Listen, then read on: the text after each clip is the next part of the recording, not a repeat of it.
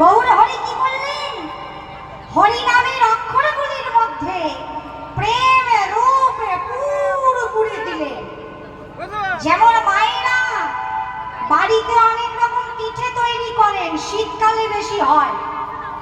তোমাদের এদিকে পিঠের চল আছে? খাও। একটা পিঠে আছে পুলি পিঠে, কেউ আবার বলে পুর পিঠে, আবার কেউ বলে কাটা পিঠে।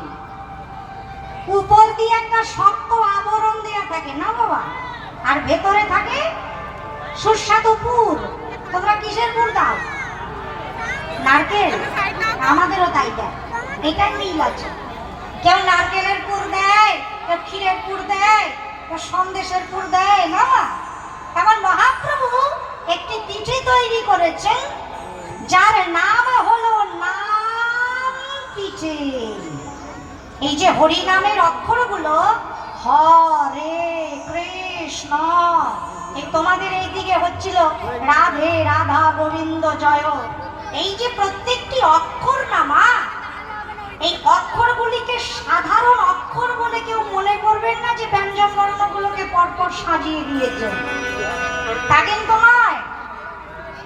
আচ্ছা, কোনোখানে যদি একটি গানের ক্যাসেট চলে, মনে করো পাড়ায় তোমাদের কোনো ফাংশন হবে, একটা গানের ক্যাসেট সকাল থেকে একই গান সারাদিন বাজছে ওই মাইকে, বারবার যদি ৮-১০ বার একই গান কানে আসে, মনে হয় না মাইকটা দিয়ে বন্ধ করে দিই, ভালো লাগছে না, বন্ধ কর, মুখস্থ হয়ে গেল একই গান সারাদিন। কিন্তু ভেবে দেখো তো বাবা, কোন জায়গায় যখন এই তোমাদের মতো এমন নামযজ্ঞ হয়, তখনও কিন্তু সারাদিন মাইকে একই গান বাজে, রাধে রাধা গোবিন্দ জয়, রাধে রাধা গোবিন্দ জয়। আচ্ছা বাবা, তখন কি মনে হয় একই লাগছে আর ভালো লাগছে না? তখন কি আমরা বলি মাইকটা বন্ধ করে দে? না, যতই শুনি ততই যেন ভালো লাগে, ভালো লাগে।